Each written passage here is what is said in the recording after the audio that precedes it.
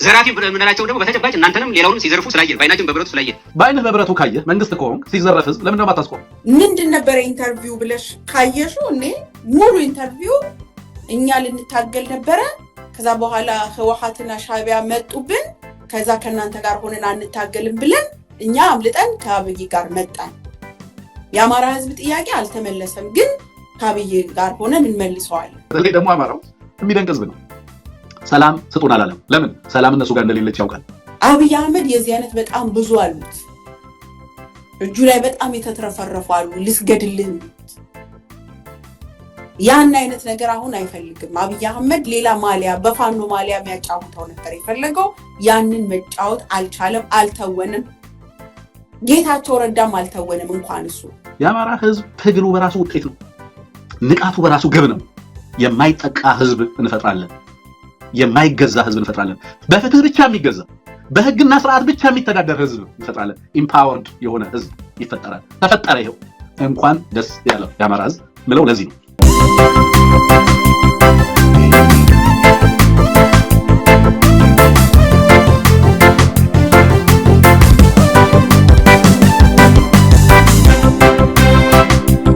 ብሩክ ጭራውን ቁልፍ አድርጎ ህወሓትን ሲያገለግል የነበረ የፋና ምክትል ፕሬዝዳንት የነበረ ከዛ የመጣ በምንድነው ባደጋ ወቅት ላይ የመጣ እንትን የሚል ሰውዬ አሁን ከሱ ፊት ሆኖ ማስረሻ ሰጤ እሱ ህወሓትን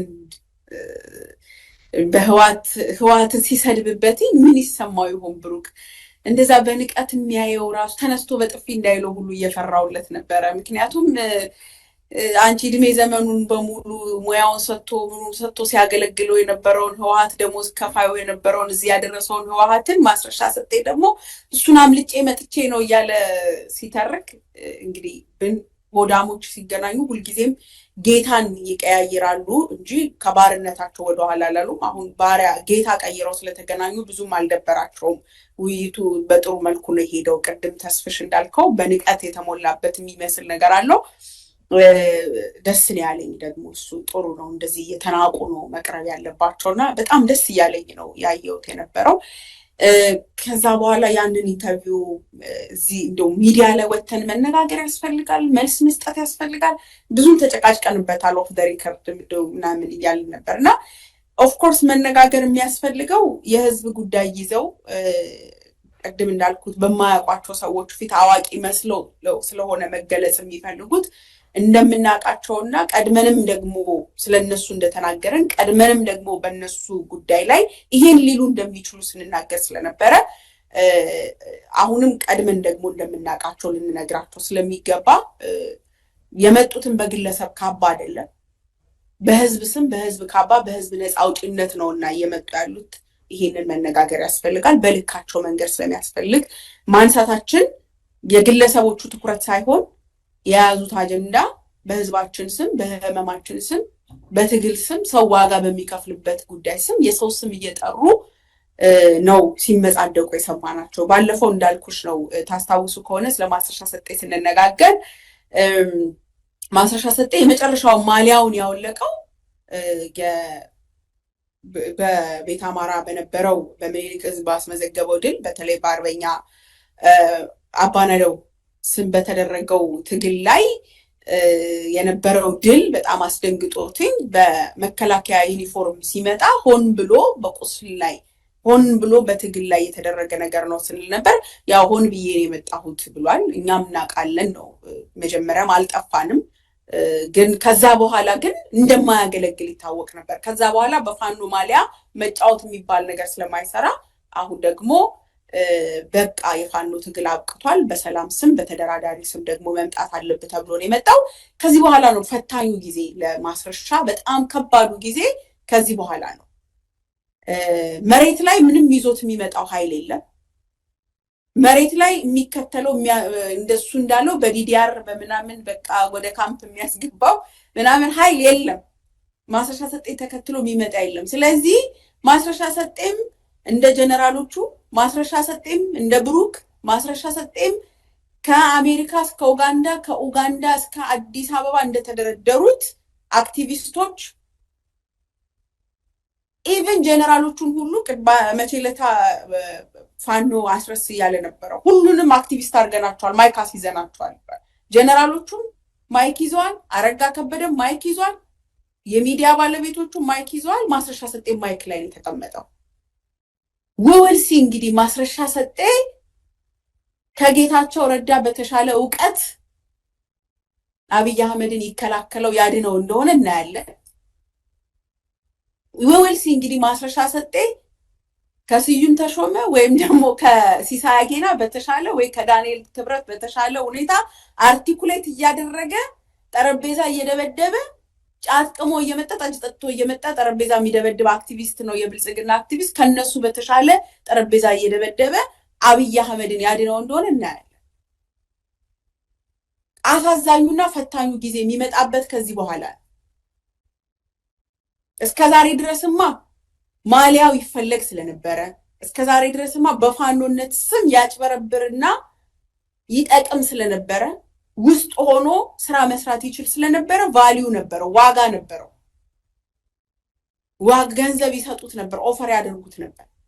አንዳንድ የብልጽግና ሚዲያዎች ስለዚህ ጉዳይ ምን ይላሉ እያልኩኝ እያየው ነበረ። አንዳንድ ቦታ እንደውም ስለተሸነፈ ነው የመጣው እያሉት ነው። የሆነ ቦታ ላይ የሰላም ምናምን እያሉ ፕሮሞት ያደርጉታል። ሌላ ቦታ በቃ እኮ መንግስታችን ልኩን ስላሳየን ነው የሚሉት። ለመሰሽ ተፎካካሪ ነው የሚሆነው። ደሞዝ ተከፋይ ነው ከዚህ በኋላ የሚሆነው። በደሞዛቸው በእንጀራቸው ነው የሚመጣባቸው። ከነሱ የተሻለ መሆን አለበት። እያለቀሰም እየለመነም ከታዬ ቦጋለ መብለጥ አለበት። ታዬ ቦጋለን አይታችሁታል አይደል? ከአሜሪካ ድረስ እየሮጠ ሄዶ እኔ እግዚአብሔርን ካላመናችሁ ቪዲዮ አውጡብኝ፣ አንድ ቀን ራሱ አብይ አህመድን ተናግሬው አላውቅም ምናምን እያለ ነው። እንደሱ ሁሉ ማልቀስ ያስፈልግሻል የተሻለ ደሞዝ ተከፋይ ለመሆን። አለበለዚያ በፋኖነት ስም በአማራ ህዝብ ነፃ አውጪነት ስም ጫካ ቁጥ ብለሽ ለዛውም ትግሉን እንደፈለግሽ እየበታተንሽ ለዛውም የበላይ ትንፋሽ እየተባለ እየተዘፈነልሽ የትግሉ መሪ እየተባለ በሚዲያ እየወጣሽ በዚህኛው በኩል የትግሉ መሪ ናችሁ የትግሉ ባለቤት ናት ተብሎ በዚህኛው በኩል ደግሞ መንግስት እያሽኮረመመው የሚቀጥልበት እድል አልቋል። ማስረሻ ሰጤ አሁን ከብሩክ ጋር ቁጭ ብሎ እኮ የሚናገረው ጠፋው። ምንድን ነበር ኢንተርቪው ብለሽ ካየሽው እኔ ሙሉ ኢንተርቪው እኛ ልንታገል ነበረ፣ ከዛ በኋላ ህወሓትና ሻዕቢያ መጡብን፣ ከዛ ከናንተ ጋር ሆነን አንታገልም ብለን እኛ አምልጠን ከአብይ ጋር መጣን። የአማራ ህዝብ ጥያቄ አልተመለሰም፣ ግን ከአብይ ጋር ሆነን እንመልሰዋለን። ዘመነ ካሴ ሄኖክ ምናምን ከኤርትራ ጋር ስብሰባ ሲያደርጉ አይቼ ነበር። ትግል ውስጥ ስላልነበረ ስለ ትግሉ የሚነግረን ነገር እንኳን የለበትማ። አክቲቪስቶቹ ሲያነሱ ሲያፈርጡ ሲያወርዱት የነበረውን ነገር ዛሬ ደግሞታል። የመንግስት አፈቀላጤዎች እኮ ሄኖክ እጁ ላይ እንደዚህ ወልቃይት የሚባል ነገር አርበኛ ሄኖክ እንግዲህ እጁ ላይ ወልቃይት የሚባል ይዞ ይሄደ እንኩል ስጣችሁ የሚል ነው እኮ የሚመስለው የነበረው ሲሉ ነበር አይደል? ፈርሞ ሊሰጥ ነው ተነጋግሮ ጨርሷል፣ አይተናል። ከዛ በዛ ፋንታ ደግሞ ሄኖክ ወልቃይትና ራያን በእጁ ይዞ እነዘመነ እሱን አድርገው ቲፒኤልኤፍ እና ሻዕቢያ ደግሞ 4 ኪሎ በእጃቸው ላይ ይዞ ሊለዋወጡ ነው። እንደዚህ ነበር እኮ ናሬቲቭ። እሱን ናሬቲቭ ነው ዛሬ ማስረሻ ወጥቶ የነገረ። ከዛ ውጪ የሚለው ነገር የለውም። ስለ ትግሉ የሚናገረው ነገር የለውም። እነማን ሲያግቱ እንደነበረ ነግራቸዋለሁ ነው ሲል የነበረው ሙሉ ኢንተርቪው ምሳሌ። ከብልጽግና ጋር ሆኖ ጥቆማ እየሰጡም ያግቷሉ፣ 2000 ብር ደሞዝ የሚከፈላቸው አሉ፣ አቃቸዋለሁ። ኢምፖርታንት ሆኖ ለመገኘት ነው። ይሄንን ማድረግ ቢችል ኖሮ ሳይወጣ ኖሮ ያደርግ ነበር፣ ያሳያቸው ነበር። አቅም ቢኖረው ኖሮ ትግል ላይ ቢሆን ኖሮ እውነት የፋኖን ትግል የሚመሩትን እዚህ ያደረሱትን ሰዎች አቅም ሚስጥር ስራ ቢያቅ ኖሮ በአስረሻ ሰጤ ወጥቶ እዚህ ጋር በፊት ለፊት አይታይም ነበር። እዛ ሆኖ ስራ ያሰሩት ነበር፣ አገልጋያቸው ስለነበር። ያ አቅም የለውም፣ የሚነግራቸው የሚጨምርላቸው የለም። አዲስ ነገርም አልሰጠም፣ ወደፊትም እንደማይሰጣቸው አቃል። በጣም እድለቢስ ነው። በአሳዛኝ ሁኔታ ስማቸውን ሲጠራ የነበረው ሰምታችሁት ከሆነ አንድ ነገር ልጨምር፣ ጌታቸው ረዳን ያነሳል። ጌታቸው ረዳና እሱን የሚያመሳስላቸው ነገር ሁለቱም የሚሉት በጣም ስለ ክብር ያወራሉ። ሁለቱም የሚሉት እንዴት ብለው ዋጋ ከፍለው በቃ ምክንያቱም ያደረጉትን ያበላሹትን የካዱትን ህዝብ ስለሚያውቁ ይሄን ያደረጉት ምን ያህል ሪስክ ወስደው እንደሆነ ጌታቸው ረዳ ከአልጀዚራ በነበረው ኢንተርቪው ላይ ሰምታችሁት ከሆነ ካሬጅ ይጠይቃል፣ ሰልፍለስ መሆን ያስፈልጋል፣ እንትንን ይሄ ምንድነው የሚባለው ነገር ክብርን መጣል ያስፈልጋል ከአብይ አህመድ ጋር ለመስራት። ለምን ከአብይ አህመድ ጋር ስትሰሪ ህዝብ ምን እንደሚል ስለሚያውቅ ደግሞ ደጋግሞ ሲል የነበረው ደግሞ ይሄንን ነው። ማስረሻ ሰጥ ሁሉን ነገር ትተን የመጣ ነው፣ ያው ምን እንደምንባል እናውቀዋለን። ኤክስኪውዝ እያስቀመጠ ነው የመጣ። ከዛ በክብር ነው የመጣ ነው ይላል። ደግሞ ዝም ብለን አይደለም የመጣ ነው፣ በክብር ነው የመጣ ነው። እነዚህ አይነት ነገሮችን ሁሉ ሰብስቦ ቀጥሎ ኢንተርቪው ማድረግ ትችላለሽ ወይ? አሁን ቀጥሎ ያለ ሚዲያ ላይ መምጣት ይችላሉ። ምን ይነግረናል? አለኝ የሚለውን ደምሮ ቀንሶ ጨምሮ አንዴ ሲያሽኮረምመው አንዴ ሲገላምጠው አንዴ ቢጠይቀው እኮ የሚያወራው ነገር ጠፋው። ከህወሓት ጋር ህወሓት አስሮ የነበረው ለምንድን ነው ቢለው እኮ ማብራራት አልቻለም። ሰምታችሁት እኮ ነው። ታስሮ ነበር አይደል? እንግዲህ በህወሓት ትግል በህወሓት ወቅት ላይ በምን ምክንያት ነበር የታሰርከው ሲለው ያው የሚለው ጠፋው። እሱ እኮ ፕሮፋይሉን ቢውልድ ሊያደርግለት ነበር። ከዛ ቀጠልና ህወሓት እንዲያርጎኝ ህወሓት አሳዶኝ ምናምን። አብይ አህመድ የዚህ አይነት በጣም ብዙ አሉት። እጁ ላይ በጣም የተትረፈረፉ አሉ። ልስገድልህ የሚሉት ያን አይነት ነገር አሁን አይፈልግም። አብይ አህመድ ሌላ ማሊያ በፋኖ ማሊያ የሚያጫውተው ነበር የፈለገው። ያንን መጫወት አልቻለም፣ አልተወንም። ጌታቸው ረዳም አልተወንም። እንኳን እሱ እውነት ለመናገር ጌታቸው እኮ በእውቀት ኳናማው ማለት ፖለቲካል እውቀቱ ራሱን የሚገልጽበት በአማርኛ ብትለው በእንግሊዝኛ ብትለው ፖለቲካ አንደርስታንዲንጉ በምንም መልኩ ከማስረሻ ሰጤ ጋር እንደዚህ አታወዳድረው። ጌታቸው ረዳ እንኳን የአብይ አህመድን ገመና መሸፈን አልቻለም። የአብይ አህመድን ነውር ደብቆ በዓለም አደባባይ ላይ ሊያሳምርለት አልቻለም። አብይ አህመድን በዓለም አደባባይ ጄኖሳይደር መሆኑን አረጋግጦለት ነው የወጣው። የፈለግሽውን ያህል ብትደግፊው የፈለግሽውን ያህል እውቀት ቢኖርሽ ለአብይ አህመድ ነጭ ገጽ መስጠት ወይም ደግሞ መልካም ገጽ መስጠት አይቻልም። ያንን ማሊያ ደግሞ አውልቆ ስለመጣ የማስረሻ ሰጤ እኔ የመጨረሻው እንጥፍጣፊው ያለውን አቅም ተጠቅሞ ነው የሄደው ነው ልል የምችለው። አረጋ ምንድን ነው የሚለው? የሁኔታውን ጉዳት በደንብ የተረዳ በመድረኩ ላይ እየታዘብኩት እዚህ ያለው ሰው ሶስት አይነት ሰው። በመጀመሪያ ደረጃ የሁኔታውን ጉዳት በደንብ የተረዳችሁ መዘዙን የተገነዘባችሁ መገንዘብ ብቻ ሳይሆን ፊት ለፊት የመጣ ይምጣ ብላችሁ በድፍረት ሁኔታውን የገለጻችሁ ወንድሞች አላችሁ እዚህ ውስጥ። ሁለተኛውና ብዙ የሚመስለኝ እዚህ መድረክ ላይ ችግሩን የተረዳ ልቦናው የሚያውቅ ይሄ ነገር ትክክል እንዳልሆነ የሚገነዘብ ነገር ግን አፉና ልቡ አንድ አይነት ያልሆነ ሰው አለ። ልቡ የሚያሰበውን አፉ የማይናገርለት እና ልናገርም ካለ የሚኮለታተፍ። እናንተ ማንነታችሁን ሁኑ፣ ልቦናችሁ ይነግራችሁ፣ ባፋችሁ ተናገሩ። አንድ በፈታችሁ እጃችሁን እዚህ ጋር አሁን ይሄንን የሚለው ምንድን ነው? ሁለት አይነት ሰው ነው የሚታየኛል። በጣም ጥቂቶች እውነቱን ለመናገር እውነቱን ለመጋፈጥ ዝግጁ የሆናችሁ ሰዎች አላችሁ ይልና አብዛኛውን ህዝብ ግን እዚህ ጋር ያላችሁ ልቦናችሁ እና አንደበታችሁ የሚናገረው ኮምፕሊትሊ የተለያየ ነው። ህዝቡ በዚህ መድረክ ላይ እንዴት እንደሚመለከተው የህዝቡን ፋሻል ኤክስፕሬሽን የፊት ገጽታ የአማራ ህዝብ አይቆጣ፣ የአማራ ህዝብ አይቀየም። የፊት ገጽታው ይነግርሃል። በፍቅር ሲቀበልህ ታውቃለህ ከፊት ገጽታው። ነገ ደግሞ አብይ አህመድ የሚስቁ ሰዎች ፊት ፎቶ ሲነሳ እንደማይ እርግጠኛ ነኝ። ይሄን በማለቴ ግን የአማራ ህዝብ ፊት ይሄ ፊት ነው። በህዝባችን ላይ የምታነበው ቁጣ ለዛ ነው አረጋኸኝን አንተስ ለቀይ ባህር ዝፈን፣ የአማራ ህዝብ ፊት ግን ይሄ ፊት ነው፣ ይሄ ነው ገጽታው የሚለውን ያነሳሁት ቀደም። እዚህ ያላችሁ ሰዎች ልባችሁ አይገኝም ይላል። ምን ብለውት ነው? ሂደቱ ነፃ ያወጣው ህዝብ ፊት ነው አሁን የመጣው። የዛሬ 6 ዓመትና 5 ዓመት የነበረውን አማራ አይደለም ዛሬ ፌስ ያደረገው ሄዶ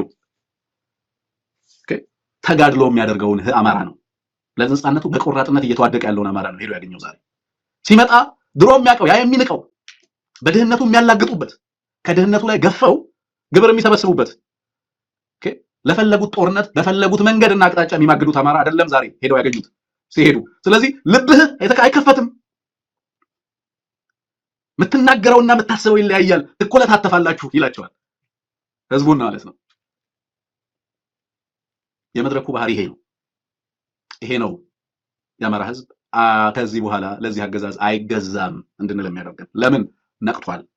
ይኸውልህ አንድ ማህበረሰብ የምትገዛው ኦኬ በጥይት ስለደበደብኩ አይደለም የምትገዛው፣ ካዋረድከው በኋላ ክብሩን ከገፈፍከው በኋላ የጥቃት ሰለባ ካደረግከው በኋላ ከዛስ መታገል ጀምሮ አንተን ማንበርከክ ከጀመረ በኋላ ፍሬውንም ማየት ከጀመረ በኋላ ደግመህ ልትገዛው አትችልም። እሱ የፈለገው ብቻ ይሆናል። ማን? ህዝብ የፈለገው ብቻ ይሆናል። ህዝብ የፈለገው ብቻ። ህዝብን ሄዶ ወደ መማፀን እንዲገባ ተገዷል። ራሳቸው ጥቂቶች የሚለው ራሳቸው ያስገቧቸው ካድሬዎቻቸው ናቸው እዚህ ውስጥ ያሉ። ትምህርት ተስተጓጎለ፣ ሰላም ርቦናል፣ እባካችሁ መንግስት ሆይ ሰላም አስፍንልን የሚሉት ራሱ ያስቀመጣቸው እዚህም እዛም መድረክ ላይ በጣም ዲዛይንድ ናቸው እነዚህ መድረኮች ባይዘወይ። ግን ህዝቡስ አሁን የሚፈራ አማራ አይደለም ያለው። ወታደሮቹ መሀላቸው ቆሟል። እዚህ ጋም እዛ ጋም መሳሪያ ወደ ህዝብ የደቀኑ ሪፐብሊካን ጋርዶች አሉ። እነማን የሚጠብቁ? መድረክ ላይ የተቀመጡትን ሰዎች የሚጠብቁ። ከማን? ከህዝብ። ይሄ ነው በስቴት እና በአማራ ህዝብ መካከል ዛሬ ላይ ያለው ግንኙነት ይሄን ይመስላል። ህዝብ ያገዛዙን ዴስፐሬሽን በመታዘብ በፍርሃት ውስጥ ሆኖ በድል አድራጊነት ስሜት ውስጥ ሆኖ የቆመለትን እና የሚታገልለትን ዓላማ በሚገባ እያወቀ እና እየተገነዘበ እንቀጥል፣ እንስማ የሚለውን እንስማ። ልማት ብላችሁ ደግሞ በልማት ዙሪያ ወጣችሁ ዋናውን ችግራችሁን ሳትነኩት የምትፈልጉ ሰዎች አላችሁ። ይሄ በጣም መስተካከልም ያለበት ጉዳይ ነው። በድምጽ እዚህ ጋር አቁሙ። ልማት ብላችሁ ዋናውን ጉዳይ ሳትነኩት ታልፋላችሁ ይላል። ዋናው ጉዳይ የጉዳዩ ባለቤት ማን ነው? ዋናው ራሱ የአማራ ህዝብ ነው። ይሄን ተላላኪውን የጠየቁት ጥያቄ ምንድነው? ያው ውሃ፣ ትምህርት፣ መሰረተ ልማት ምናምን የለንም። ያው የተለመደ ነው። የለውም የአማራ ህዝብ ምንም ነገር የለውም። because we were abandoned by the state። ህዝባችን በአገዛዙ መዋቅራዊ በሆነ መንገድ እንዲደህይ ሲሰራበት የነበረ ልጆቹ ተመጣጣኝ ምግብ እህል እንኳን እንዳያገኙ፣ በቂ ትምህርት ቤትና ፋሲሊቲ እንዳይኖረው፣ ንጹህ ባለው በተፈጥሮ ሀብቱ በራሱ ልክ የዛሬ 50 60 70 80 ዓመት እንደነበረው እየኖረ አባንደን አድርገውት እነሱ ገዢ የአማራ ህዝብ ተገዢ ሆኖ የኖረበት ዘመን ነበር የነበረው። ሰው ሲመጣ የሚጠይቁት ጥያቄ እሱ ሄደው ፋኖን እንዲያወግዙለት ነው። ሰላም አጣን ባካችሁ ነፃ አውጡን ይሉኛል ብሎ ነው ሄደው። እሱ ዋናው እንዲነገር የሚፈልገው መንግስት ይሄ ነው። አገዛዝ ነኝ የሚለው አካል ህዝቡ እንዲናገር የሚፈልገው ይሄንን ነው። ህዝቡ ደግሞ የሚናገረው ምንድነው? በጣም የሚገርም ህዝብ ነው ኢትዮጵያ ህዝብ። ነገራችን በተለይ ደግሞ አማራው የሚደንቅ ህዝብ ነው። ሰላም ስጡን አላለም። ለምን? ሰላም እነሱ ጋር እንደሌለች ያውቃል። ሰላም ስጡን አለ። ምን አላቸው? ካድሬው ነው ሰላም ርቦናል ምናምን ሲል የነበረው ዲዛይን ነው። አጥንቶ ነው የገባው፣ ተልኮ የገባ ነው። እዚህ ጋር ያለው ህዝብ ግን ምን አላቸው? ካለው የፈረሰው ትምህርት ቤት በድሮን ተመቷል። ይሄው ሆስፒታሉ በድሮን ተደብድቧል። ይሄው በከባድ መሳሪያ የተቃጠለ እዚህ እንትን አለላችሁ፣ እንደው እሱን ብትጠግኑልን ጋሼ አለ የአማራ ህዝብ። እሱን ብትጠግኑልን ተናደደ። በጣም ተበሳጨ። ዋናውን ጉዳይ እንዴት ትዘሉታላችሁ? ኦኬ ዋናው ጉዳይ እናንተ ጋር አይደለም ያለው። እናንተ የአማራ ህዝብ የሰላም ስጋት ናችሁ፣ ቁጥር 1 ስጋት ናችሁ። እንዴ ተዘርፍ ያለው አትልም እንዴ ያሉት ሄደው። እናንተ ስለሚዘርፍ ጽንፈኛው ለምን አትነግሩንም? ተዘረፍኩ አላለም። ምግብ አዋጡ እያለ ያስገድዳችኋል አይደለም እንዴ አላለም። ከዛሳ ወዲያውኑ ቀይሮት ልማት ትላላችሁ ብሎ ህዝቡን መታረም ያለበት ነው። ይሄ ልማት ምትሉት ዋናው ችግሩ ልማት አይደለም። ዋናው ችግሩ እየታገለን ያለ ኃይል አለ። ያ ኃይል ጫካ ያለ ነው እነሱ የሚመስላቸው። ኦኬ አገዛዝ ሁሌም በወታደር ፊት ታጅቦ ህዝብ ፊት ሲቀመጥ የሚታገለው ኃይል ጫካ ያለ ይመስለዋል። የሚታገለው የህዝብ አምሮና ስነ ልቦና እንደሆነ አይገነዘብም። የአማራ ልጆች ጫካ ያሉ ነው የሚመስለው። የአማራ ህዝብ ትግል ግን በዚህ አዳራሽ ውስጥ ነው ያለው።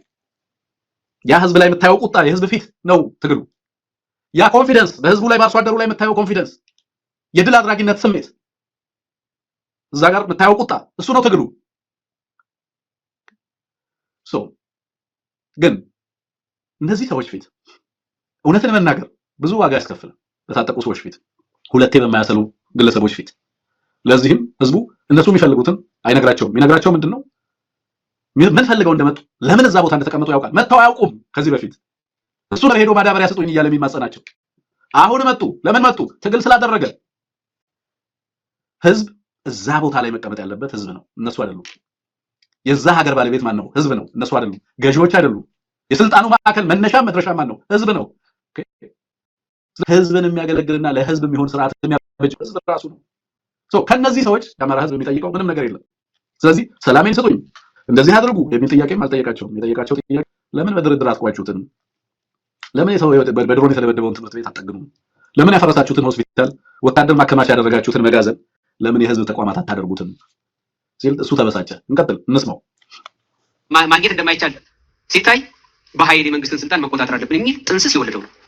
ዘራፊ የምንላቸው ደግሞ በተጨባጭ እናንተንም ሌላውንም ሲዘርፉ ስላየን፣ በአይናችን በብረቱ ስላየን፣ ህዝቡ ከልብ መወያየትና መወሰን ከቻለ ብዙ ርቀት መሄድ እንችላለን። መወያየት አቁመው እዚህ ጋር በአይናችን በብረቱ ሲዘርፉ ስላየን፣ እናንተን ማንም የሚናገርላቸው ለህዝቡ አገዛዙ እዚህ ጋር ያለውን ፋላሲ ላብራራ። በአይንህ በብረቱ ካየህ መንግስት ከሆንክ ሲዘረፍ ህዝብ ለምን ነው የማታስቆም? በአይንህ በብረቱ ካየህ በአይንህ በብረቱ ሲዘርፏችሁ ስላየው ነው ዘራፊ የምንላቸው። ዘራፊ አትበሏቸው ብሏል ህዝቡ ማለት። ለምን ዘራፊ ትላላችሁ? የኛ ልጆች ናቸው እንዴ? በቀደም አድኑን ብላችሁ አይደለም እንዴ? ህወሓት መጣ ሲባል በዚህ በዛም ውጡና ታገሉ ብላችሁ አይደለም እንዴ ጠራችኋቸው? ዘራፊ አይደሉም ልጆቻችሁ ሲል ዘራፊ ያልነው በአይናችን በብረቱ ሲዘርፉ ስላየን ነው አለ። በአይኖች በብረቱ ካየህ ለምን አታስቆምም? መንግስት ነኝ ካልክ፣ ህግ ማስከበር ሚናው ያንተ ነው። መንግስት ነኝ ካልክ አይደለም አየህ። ስለዚህ ሁለት ነገር አለው ማለት ነው። አንደኛ ማስቆም አትችልም ማለት ነው። ሁለተኛ ዘርፊያ በአይነ በብረቱ አላየህም፣ ውሸት ነው ማለት ነው። ሶስተኛው ግን ሲዘርፉ ያየሃቸው ሰዎች አንተ ያሰማራሃቸው ሰዎች ናቸው ማለት ነው። ሶስት ምክንያት ነው ያለው። በአይነ በብረቱ ሲዘርፉ አይቻለሁ አለ ማን? የክልሉ ፕሬዝዳንት ነኝ የሚለው ግለሰብ። በአይነ በብረቱ ሲዘርፉ ካየህ ለምን አላስቆምክም የሚል ጥያቄ ይከተላል አይደለም?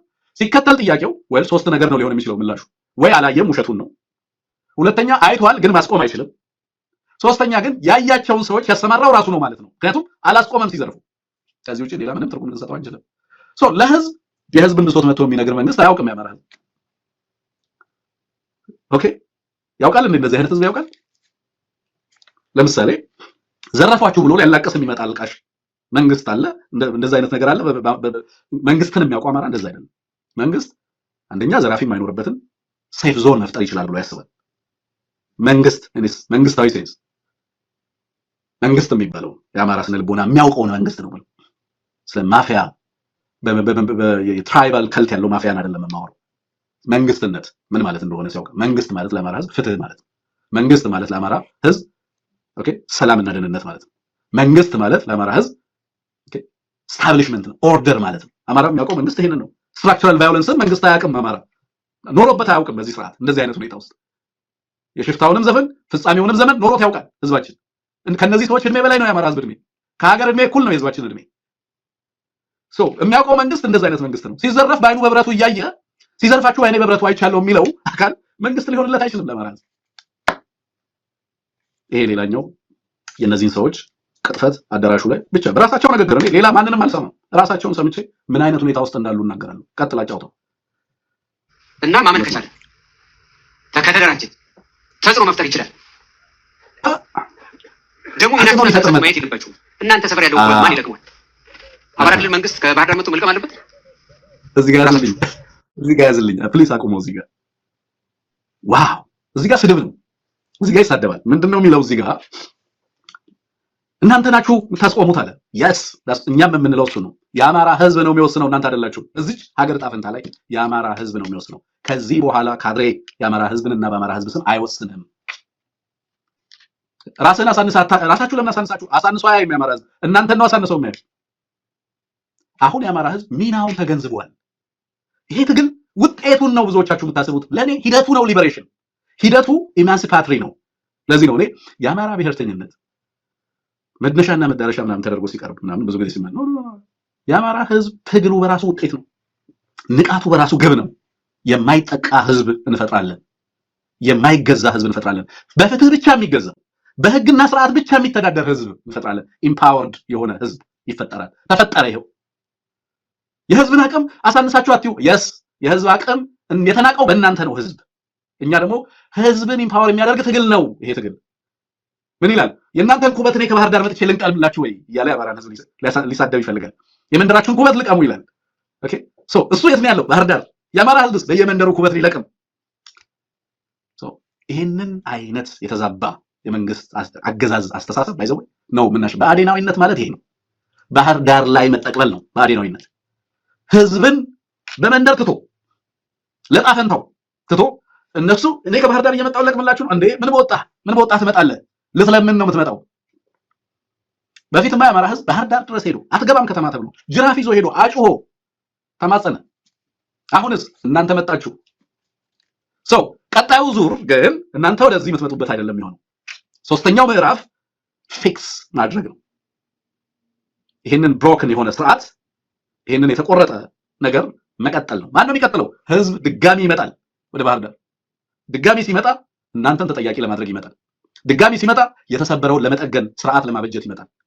ኦኬ፣ ድጋሚ የሚመጣው ለዛ ነው። ዳግመኛ ስለ ማዳበሪያ ሊጠይቅ ባህር ዳር አይመጣም። ማን ሆነ መንግስት? ህዝብ ሆነ መንግስት። ማን ሆነ ስርዓት? ህዝብ ሆነ ስርዓት። ማን ሆነ ባላቅሙ? ማን ሆነ? እናንተ ናችሁ ከተባበረን ነው አለ። ካልተባበረ እንደማያድነው ከአማራ ህዝብ ውጪ ወሳኝ ሰው እንደሌለ በዛ ሀገር ላይ ተገነዘበ ማለት ነው። ይሄ የቴት ነው። እንኳን ደስ ያለው የአማራ ህዝብ ምለው ለዚህ ነው። ትግልህ ይሄንን ግለሰብ ቁጭ አድርገህ እዛው ፊት ላይ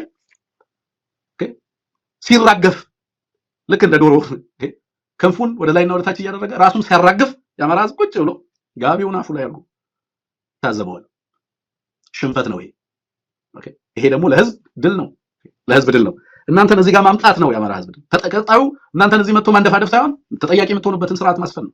ለፈጸማችሁት በደል፣ ላደረሳችሁት ፍጅት፣ ለምታደርሱት እልቂት፣ ለምታደርሱት የብሬን የድሮን እና ሌሎች ጥቃቶች፣ በህዝብ ላይ ለምታደርሷቸው ፍጅቶች ተጠያቂ የምትሆኑበትን ስርዓትና በዘላቂነት ህዝብ መንግስት የሚሆንበትን ሂደት፣ ህዝብ ራሱን የሚያስተዳድርበትን ሂደት፣ ህዝብ በህግ በፍትህ በስርዓት የሚተዳደርበትን የሀገር ባለቤት የሚሆንበትን ወሳኙ የስልጣን ባለቤት የሚሆንበትን ስርዓት ማንበር ነው። ዩ ሲ